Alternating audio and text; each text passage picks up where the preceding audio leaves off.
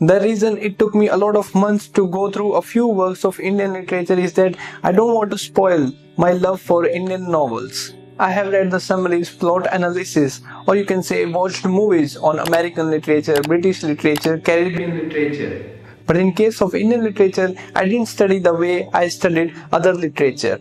The only bad thing about competitive exams like UGC-NET, SET examination or GATE examination is that they want you to cover everything so fast that you don't have enough time to read enough amount of books. A writer spends years in crafting his art. He plots all the characters. He then weaves all the characters around the story. And when we are pushed forward to read the summaries of such artists, we are not doing justice with the English literature. So when it comes to Indian literature, I try to read the actual text. I try to get the first-hand experiences of a writer with what he is writing. I watch the interviews to get inside the life of a writer and try to figure out how the writers write their work. So Indian literature is something which I am passionate about, and I have read a lot of novels in this particular subject which I am passionate about. I also encourage you the same. If you are a beginner, if you have just started reading the books, then I suggest you to start reading Indian literature rather than going to British literature or rather than going to American or Caribbean literature. Indian literature is easy to understand because of the relevance of the context as you are living in India.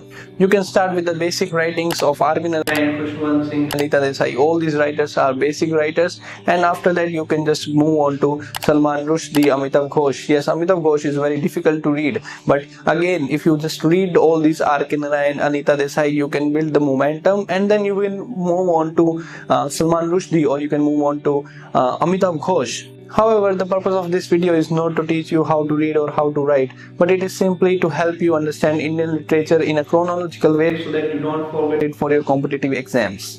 So in this video, we are going to talk about the writers and their works which contributed a great deal in Indian English literature. So before beginning this video, if you are someone who wants to save hundreds of hours of yours, then you can simply check out our study material on English literature. Check the link in the description below to know more about our study material. And now, without any further delay, let's begin this video.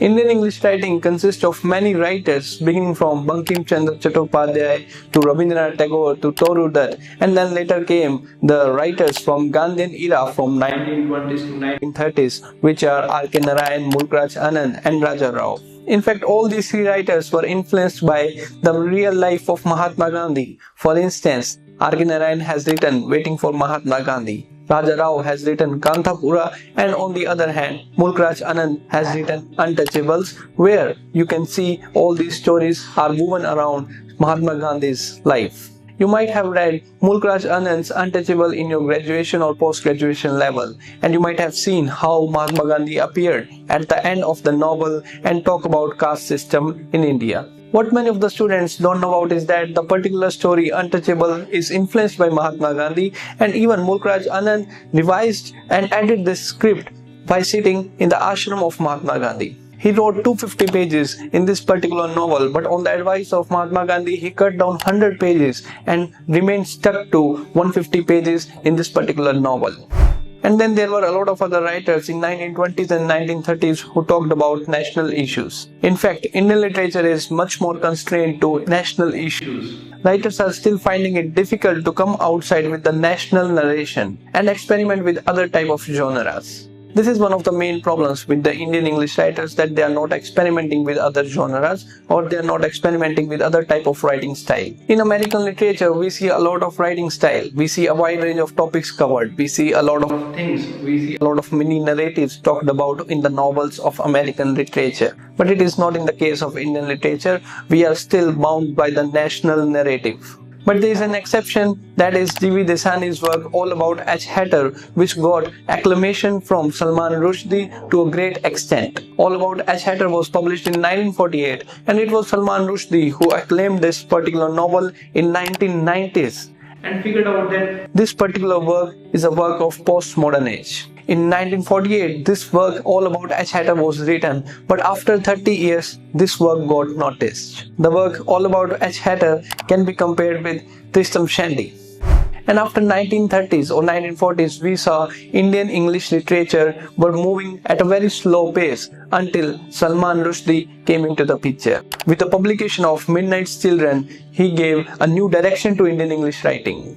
The book won the Booker Award in the year 1981. So basically, Indian English writing began with the publication of Raj Mohan's Wife, written by Bankim Chandra Chattopadhyay. There is another name in this list which is Bianca, or The Young Spanish Maiden, written by Toru Dutt in 1878. This was the very first particular work which was ever written by Indian woman. Yes, the very first account written in English by any Indian was The Travels of Deen Muhammad, written by Sheikh Deen Muhammad.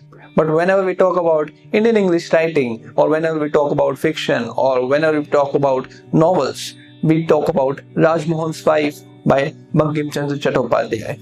So after Bankim Chandra Chattopadhyay's novel Raj Mohan's Wife, we have the novels of 1920s and 1930s written by R.K. Narayan, Mulkraj Anand or Raja Rao. And after that came G.V. Desani's work all about H. Hatter in 1948. And then Salman Rushdie gave a new point in the Indian English writing, which is by publication of Midnight's Children. Salman Rushdie also influenced a lot of modern writers. For instance, Arundhati Roy, who has written another work which is God of Small Things, a Booker Award winner of 1997. So the chronology of Indian English writing began with the work of Raj Mohan's Wife, and then came 1920s and 1930s novels written by R.K. Narayan, Mulkraj Anand and Raja Rao. Then came G.V. Desani, Salman Rushdie, Arundhati Roy, Kiran Desai, Jhumpa Lahiri, Arvind Adiga. But if we talk about the person who has taken the responsibility of Indian English writing, then it is Salman Rushdie. He was 28 years old when he decided to write this particular work, Midnight's Children. In fact, it was 28th birthday of Salman Rushdie when Indira Gandhi declared emergency. And at that day, he was sure about that he was going to write a novel based on Prime Minister of India. In 1981, he published Midnight's Children, and in the same year, he won Booker Award. After 3 years of publication, in 1984, Indira Gandhi was assassinated. Other Booker Award winners in Indian literature are Arundhati Roy's God of Small Things in 1997. After that, Inheritance of Loss by Kiran Desai in 2005. At last, Arvind Adiga's The White Tiger in 2008. Although there are many writers that we have not talked about in this video, for instance, Kamala Markandeya, Khushwant Singh, Niratsi Chaudhary, Shobhadi, Ruskin Bond. All of these writers have equally shaped Indian English literature. We can at least discuss a few things about Amitav Ghosh, who rejected Commonwealth Prize of 2001 for his novel The Glass Palace. He is one of the important writers if you are preparing for UGC-NET or GATE examination. Amitav Ghosh is a Stephenian writer just like Salman Rushdie, Upamanyu Chatterjee or Shashi Tharoor. Stephenian writers are nothing but the alumni who passed from St. Stephen College, Delhi. But then it does not matter whether or not there is such kind of school of literature or not. It's just that they shared the same college and then celebrated it. All in all, Amitav Ghosh started as a journalist and went on to write many novels, short stories and non-fiction accounts. 2 years back, in 2019, he was in news for receiving Jnanpith Award for his contribution to the enrichment of Indian literature in English. His novels like Shadowlines, Sea of Poppies, Circle of Reasons, or you can say Ibis Trilogy, which have already been asked in many times in UGC-NET and GATE examination. In fact, last year in the mock test provided by IIT Bombay, there was a question from the novel In an Antique Land written by Amitav Ghosh. So please do not skip all these works written by Amitav Ghosh. So basically we have discussed all the important writers and how Indian English literature evolved and the timeline of Indian English literature. Yes, we have covered a little detail in this particular video, but I am looking forward to create more such videos in the upcoming days. So this is Indian English literature in brief. Thank you.